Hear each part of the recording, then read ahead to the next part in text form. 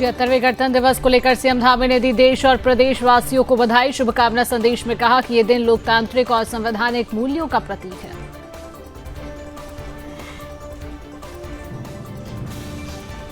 गणतंत्र दिवस के अवसर पर मुख्यमंत्री पुष्कर सिंह धामी ने मुख्यमंत्री आवास पर फहराया तिरंगा। मुख्यमंत्री आवास में मौजूद कर्मचारियों और अधिकारियों को दिलाई संविधान की शपथ।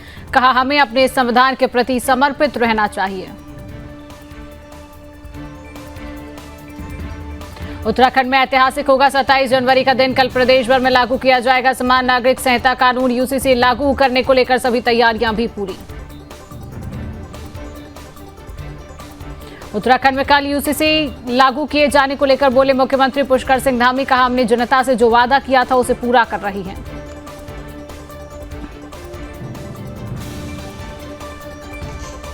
उत्तराखंड के राज्यपाल गुरमीत सिंह ने राजभवन में गणतंत्र दिवस के अवसर पर फहराया तिरंगा। देश और प्रदेशवासियों को दी शुभकामनाएं।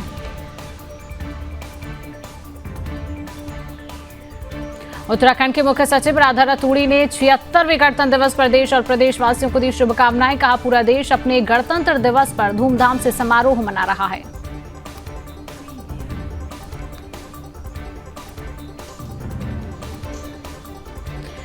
उत्तराखंड में निकाय चुनाव के परिणाम लगभग जारी। देश भर में कम मत प्रतिशत को लेकर मुख्यमंत्री पुष्कर सिंह धामी ने जताई चिंता। देश भर में 76वें गणतंत्र दिवस को लेकर योग गुरु स्वामी रामदेव और आचार्य बालकृष्ण ने पतंजलि योग पीठ में किया ध्वजारोहण। गणतंत्र दिवस पर फ्रांसीसी, ब्रिटिश और मुगलों के भारत को लूटने का काम करने की कही बात।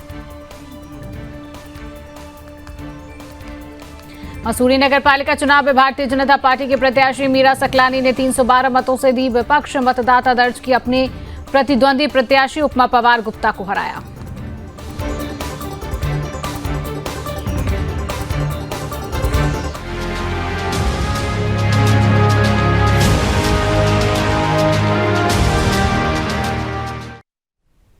नमस्कार, बहुत स्वागत है आप सभी का सुदर्शन न्यूज में और मैं हूं आपके साथ शिवांगी जैन। बुलेटिन की शुरुआत करेंगे खास खबरों के साथ। देश भर में 76वें गणतंत्र दिवस को लेकर उल्लास का माहौल है। इसी बीच उत्तराखंड सीएम पुष्कर सिंह धामी ने भी देश और प्रदेशवासियों को गणतंत्र दिवस की शुभकामनाएं दी हैं। अपने शुभकामना संदेश में सीएम धामी ने कहा कि ये दिन लोकतांत्रिक और संवैधानिक मूल्यों का प्रतीक है। आइए हम सभी इस दिवस पर आदरणीय प्रधानमंत्री जी के कुशल नेतृत्व में एक भारत श्रेष्ठ भारत और आत्मनिर्भर भारत के निर्माण में अपनी भागीदारी सुनिश्चित करने का संकल्प लें। राष्ट्र के विकास के लिए नमस्कार। आप सभी को 76वें गणतंत्र दिवस की हार्दिक शुभकामनाएं। गणतंत्र दिवस हमारे देश के लोकतांत्रिक और संवैधानिक मूल्यों का प्रतीक है। आज के इस पावन अवसर पर हम सभी यह संकल्प लें कि हम आदरणीय प्रधानमंत्री श्री नरेंद्र मोदी जी का सपना एक भारत श्रेष्ठ भारत और आत्मनिर्भर भारत के निर्माण में अपना 100% योगदान देंगे और राज्य एवं राष्ट्र के विकास के लिए एकजुट होकर कार्य करेंगे। एक बार पुनः आप सभी को गणतंत्र दिवस की हार्दिक शुभकामनाएं। जय हिंद, जय उत्तराखंड।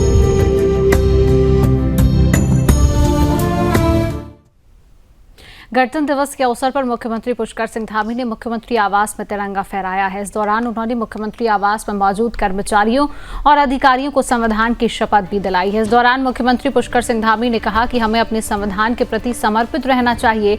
आज हमारा गणतंत्र विश्व में मजबूती से खड़ा है और जिस भारत की कल्पना की थी उसके लिए प्रधानमंत्री नरेंद्र मोदी निरंतर प्रयासरत हैं और भारत को आगे बढ़ाने का काम कर रही हैं।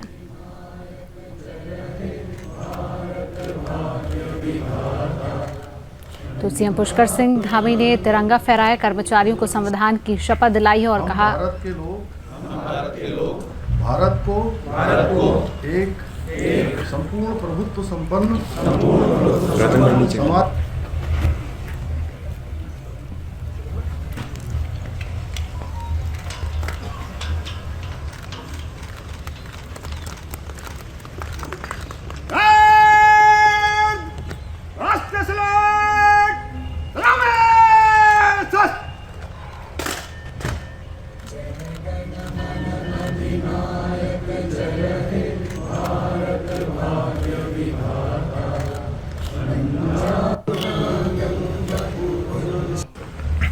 हम भारत के लोग भारत को एक संपूर्ण प्रभुत्व संपन्न समाजवादी धर्मनिरपेक्ष लोकतंत्रात्मक गणराज्य बनाने के लिए तथा उसके समस्त नागरिकों को सामाजिक आर्थिक व राजनीतिक न्याय। शुभ अवसर पर इस हमारे पावन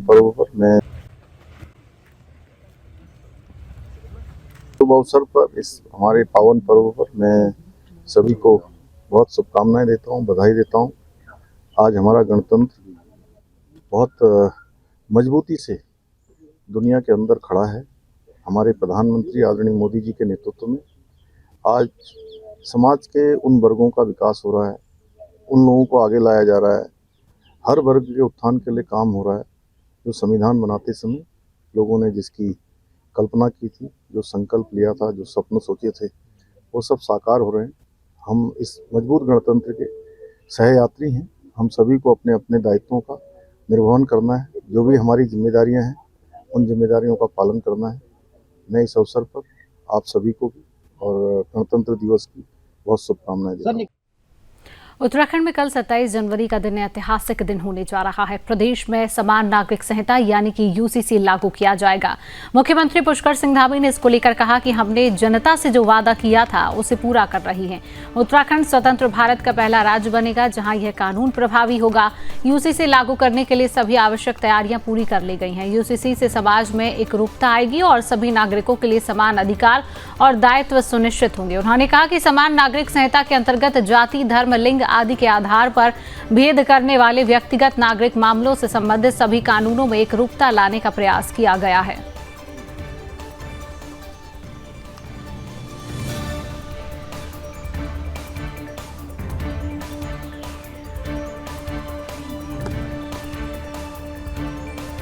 तो यूसीसी आखिरकार क्या है? सभी नागरिकों के लिए एक ही कानून हो, यूसीसी के अंतर्गत आता है, भले ही वह किसी भी धर्म, जाति या फिर लिंग का हो। आर्टिकल 44 के अनुसार यूसीसी लागू करना सरकार का दायित्व है। यूसीसी लागू करने वाला गोवा एकमात्र राज्य बना है। जब यूसीसी लागू किया गया तो एकमात्र गोवा राज्य था और उत्तराखंड आजादी के बाद यूसीसी लागू करने वाला उत्तराखंड पहला राज्य बनेगा। शादी के लिए लड़कियों की उम्र सीमा बढ़ाई जाएगी। अगर यूसीसी लागू होने के बाद क्या बदलाव होंगे, ये ग्राफिक्स के जरिए जानकारी। शादी से पहले ग्रेजुएट हूं इसलिए उम्र सीमा बढ़ेगी। शादी का हर हाल में रजिस्ट्रेशन होना जरूरी है और बिना रजिस्ट्रेशन आप सरकारी योजना का लाभ नहीं ले सकते। अगर आपकी शादी का रजिस्ट्रेशन नहीं है तो सरकार जो योजनाएं चला रही है उसका लाभ आपको नहीं मिलेगा। तलाक के लिए पति पत्नी दोनों को समान आधार मिलेंगे। तलाक का आधार पति पत्नी दोनों पर ही लागू होगा। और पॉलीगैमी या बहु विवाह पर भी रोक लगेगी। पॉलीगैमी या फिर बहु विवाह पर रोक लगेगी। उत्तराधिकार में लड़कियों को लड़कों के बराबर हिस्सा मिलेगा। लिव इन का डिक्लेरेशन जरूरी है। माता पिता को इसकी जानकारी होगी। पति पत्नी में झगड़ा तो ग्रैंड पेरेंट्स को बच्चों की कस्टडी दी जाएगी और सभी लोगों को गोद लेने का अधिकार मिलेगा। शादी के लिए लड़कियों की उम्र सीमा बढ़ाई जाएगी। यूसीसी लागू होने के बाद ये सभी बदलाव किए जाएंगे। तैयारियां पूरी हो गई हैं और एक समृद्ध समाज बने, इसमें लिंग, जाति, वर्ग कोई भी भेद न हो, धर्म का भेद न हो, सबके लिए कानून। ये हमारे प्रधानमंत्री आदरणीय मोदी जी के नेतृत्व में हमारा देवभूमि उत्तराखंड की जनता के साथ संकल्प था, हमारा वायदा था। हम उस वायदे को पूरी तरह से कल लागू करके पूरा। उत्तराखंड के राज्यपाल गुरमीत सिंह ने राजभवन में गणतंत्र दिवस के अवसर पर तिरंगा फहराया है। राज्यपाल गुरमीत सिंह ने इस अवसर पर देश और प्रदेशवासियों को अपनी शुभकामनाएं दी। यहां उन्होंने संविधान निर्माता डॉक्टर भीमराव अंबेडकर और सभी संविधान निर्माताओं को याद किया और कहा कि आज संविधान के उस सभी संकल्पना को दोहराने और देश की प्रभुता और अखंडता को बनाए रखने के लिए प्रतिज्ञा करने की आवश्यकता है।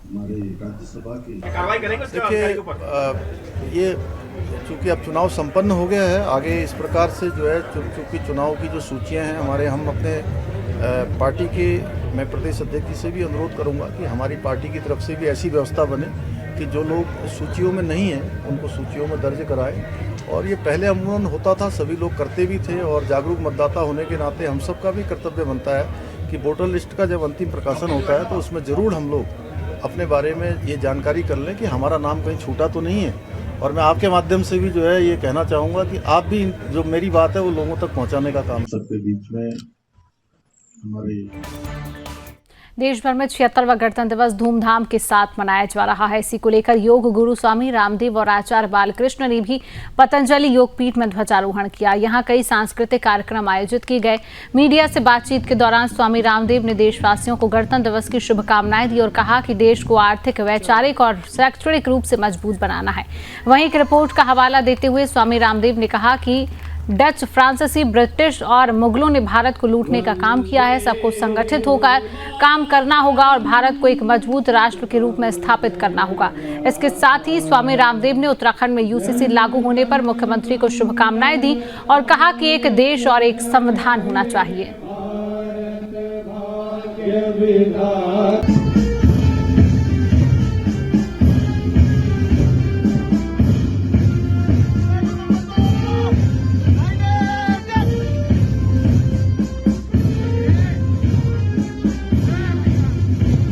चलो जी। तो पतंजलि योगपीठ में भी गणतंत्र दिवस मनाया गया। स्वामी रामदेव, आचार्य बालकृष्ण ने भी ध्वजारोहण किया और इसकी तस्वीरें आपके सामने हैं। देश भर में 76वें गणतंत्र दिवस की धूम देखने को मिल रही है, जहां पर आचार्य बालकृष्ण ने भी ध्वजारोहण करते हुए नजर आए। हरिद्वार से ये तस्वीरें। 76वें गणतंत्र दिवस की संपूर्ण राष्ट्रवासियों को बहुत बहुत शुभकामनाएं। 5 लाख से अधिक वीर वीरांगनाओं के बलिदान, शहादत की बदौलत जो हमने आज़ादी पाई, अपना देश का संविधान पाया।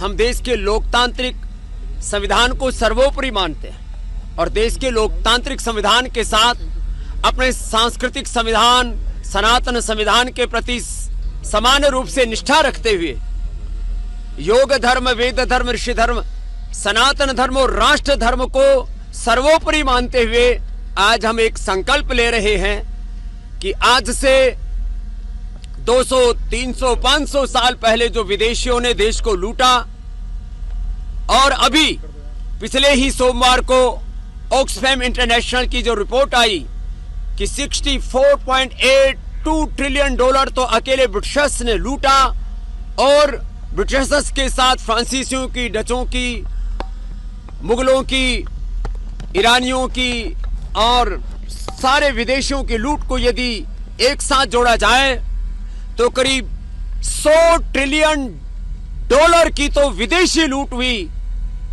यदि ये 25% भी लूट हुई हो तो कुल देश की अर्थव्यवस्था लगभग $500 ट्रिलियन की थी। इतना परम वैभवशाली भारत था। ये 100% ज्यादा की रिपोर्ट ऑक्सफैम की।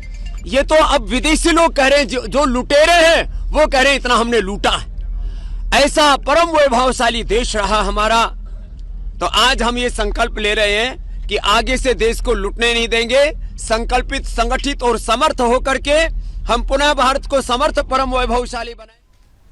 मसूरी नगर पालिका चुनाव में भारतीय जनता पार्टी की प्रत्याशी मीरा सकलानी ने 312 मतों से अपने प्रतिद्वंदी प्रत्याशी उपमा पवार गुप्ता को हराया है। मीरा सकलानी को 6,258 वोट मिले हैं, तो वहीं निर्दलीय प्रत्याशी उपमा पवार गुप्ता को 5,983 वोट पड़े हैं। वहीं बात कांग्रेस की करें तो कांग्रेस की मंजू भंडारी को 2,954 हासिल हुए। मसूरी नगर पालिका अध्यक्ष पद पर मीरा सकलानी की जीत को लेकर एसडीएम मसूरी अनामिका सिंह ने बताया कि मसूरी नगर पालिका का चुनाव शांतिपूर्वक तरीके से संपन्न हो गया है। वहीं सभी 13 वार्डों के जीते हुए प्रत्याशियों को सर्टिफिकेट जारी कर दिया है। उन्होंने सभी लोगों का धन्यवाद दिया। वहीं उन्होंने सभी नवनियुक्त प्रतिनिधियों से मसूरी के विकास के लिए काम करने की अपील भी की है। ये भारतीय जनता पार्टी के कार्यकर्ताओं की जीत है, मसूरी की जनता की जीत है। मसूरी की जनता बदलाव चाहती थी और वो बदलाव आपको आज दिखा। जिस तरीके से नया बोर्ड और नए लोगों के साथ जीत के आया है। मुझे उम्मीद है कि हम सभी लोग मिलकर के मसूरी के लिए बहुत अच्छा काम। देखिए, मैंने पहले भी बोला है, जो मेरा मैनिफेस्टो था मैं उसी पे फोकस करूंगी, चाहे वो पार्किंग की हो, चाहे वो हमारे रोजगार के मुद्दे हो, चाहे वो वाल्मीकि समाज के कई सारे मुद्दे हो। मेरा फोकस वहीं पे रहेगा, शिक्षा, स्वास्थ्य, इन सारे मुद्दों पे मेरा फोकस रहेगा। तो आप देख सकते हैं हमारे यहाँ पे नगर पालिका मसूरी के जो मतगणना है वो पूर्ण हो चुकी है। 3 चक्र में ये मतगणना हमारी पूर्ण हुई। 30 हमारे पास बूथ थे और अध्यक्ष पद के लिए हमारे पास 5 कैंडिडेट्स थे और इसमें भारतीय जनता पार्टी को बहुमत हासिल हुई है और मीरा सकलानी जी इसमें विजयी हुई है। इसमें मैं आपको देख के बता देती हूँ एकदम एक्यूरेट। तो इसमें हमको मीरा सकलानी जी को मिले हैं 6258 वोट्स। फिर हमारे मंजू भंडारी जी को मिले हैं 2994 वोट्स। उपमा पवार जी को मिले हैं 5943 वोट्स। नैन्सी कंतूरा जी को मिले हैं 532 वोट्स। शकुंतला पवार जी को मिले हैं 432 वोट्स। सभी वार्ड्स में जो हमारे विजयी कैंडिडेट्स हैं उनको सर्टिफिकेट्स इशू हो गए हैं। जो हमारे अध्यक्ष पद के लिए विजयी मीरा सकलानी जी थी उनको भी सर्टिफिकेट इशू कर दिया गया।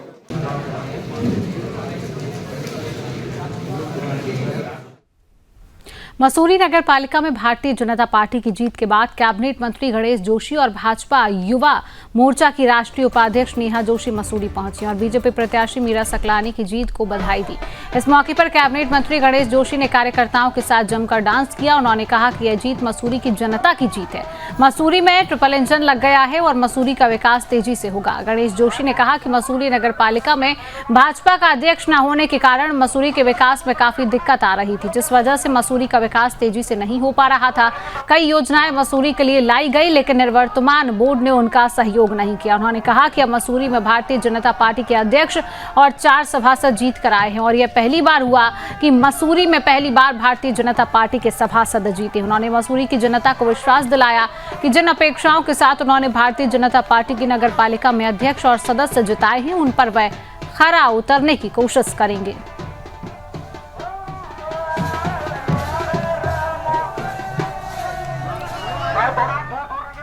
तो मसूरी में बीजेपी की बम्पर जीत हुई है और इस जीत को लेकर भारतीय जनता पार्टी के प्रत्याशी लगातार जीत का जश्न मनाते हुए नजर आ रही हैं।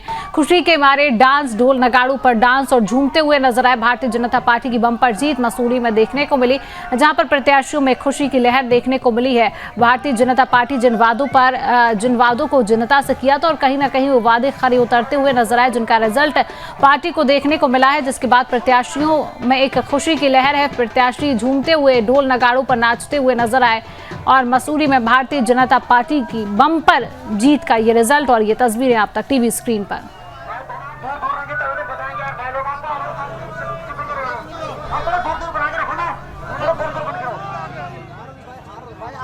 आज स्थानीय निकाय के चुनाव में पूरे प्रदेश के अंदर कमल खिला है और मसूरी का 10 साल का सूखा समाप्त हुआ है।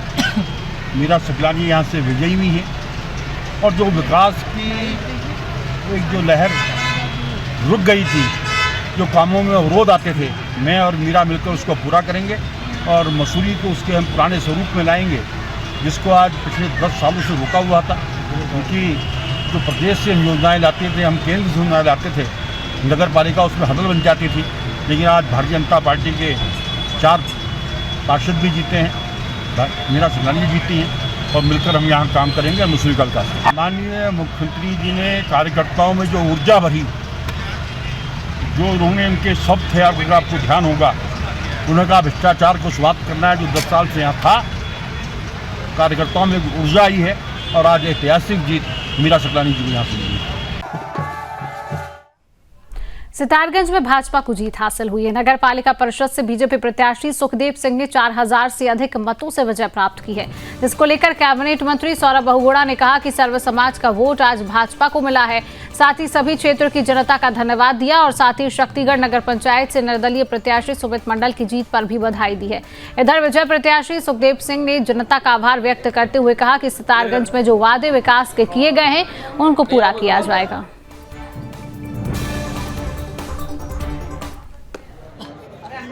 करूँगा सितारगंज की समस्त देवतुल्य जनता का, नगर पालिका की जितने भी हमारे वोटर्स हैं, उनका आशीर्वाद, उनका समर्थन भारतीय जनता पार्टी को मिला है।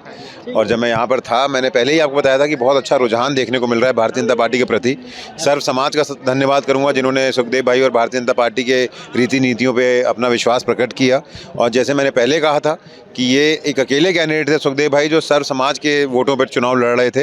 ये किसी एक समाज की वोट पर चुनाव नहीं लड़ रहे थे, किसी एक धर्म पे नहीं लड़ रहे थे, हम सबको साथ लेकर चलने की बात कर रहे थे। मैं समस्त वार्ड सभासदों को धन्यवाद देता हूं और उनको बधाई देता हूं जिन्होंने भारतीय जनता पार्टी की जीत में अपना योगदान दिया है। और बहुत अच्छा लगा क्योंकि 2002 के बाद, जैसे मैंने कहा था, उत्तराखंड में मिथक टूटेगा। जैसे उत्तराखंड ने दूसरी बार अपनी सरकार बनाई मिथक तोड़ते हुए, उसी तरीके से सितारगंज में भी 2002 के बाद पहली बार भारतीय जनता पार्टी का चेयरमैन जीता है, प्रचंड बहुमत से जीता है। लगभग 4000 वोटों की लीड है अभी हमारे पास। और सबको मैं बधाई देता हूं और सारी जनता का बहुत बहुत धन्यवाद करता हूं। उसी के साथ साथ मैं शक्ति फार्म में सुमित मंडल जी जो निर्दलीय चुनाव जीते हैं, उनको, उनके समस्त परिवार को, उनके सपोर्टर्स को बहुत बहुत बधाई देता हूं। और यही उम्मीद करूंगा कि शक्ति फार्म के विकास के लिए और शक्तिगढ़ के विकास के लिए सब मिल के साथ काम करेंगे और आगे शक्ति फार्म को आगे बढ़ाएंगे। सितारगंज में विकास की जीत है। ये जीत सितारगंज के मेरे बुजुर्ग, माताएं, बहन, भाइयों की जीत है। ये जीत सौरभ बहुगुणा के विकास कार्यों की जीत है। सितारगंज की जनता की जीत है। मेरे साथ साथ सभी लोगों ने बहुत मेहनत की, बहुत प्यार दिया, बहुत आशीर्वाद दिया, जिसका नतीजा आज आप देख रहे हो। शुरू से चुनाव प्रचार जब चालू किया तो हमने हमेशा घर घर जाके विकास के नाम पे वोट मांगे। विकास के नाम पे जनता ने हमें प्यार दिया, आशीर्वाद दिया और उस वादे को पूरा किया जाएगा, हर हालत में पूरा किया जाएगा। विकास की नदियां बहा दी जाएंगी सितारगंज में। मंत्री सौरभ बहुगुणा ने अपनी जीत की खुशी जताई है। बीजेपी ने अपनी एक बड़ी जीत को हासिल किया है, जहां पर खुशियां देखने को मिली। निकाय चुनाव का रण संपन्न हुआ, जहां पर कहीं ना कहीं भारतीय जनता पार्टी की एक ऐतिहासिक जीत और भारतीय जनता पार्टी ने एक बड़ी जीत यहां पर दर्ज की है, जहां पर कैबिनेट मंत्री सौरभ बहुगुणा ने इस जीत की खुशी का जश्न मनाया है और इस खुशी को जताया है। भारतीय जनता पार्टी की एक बड़ी जीत देखने को मिली है।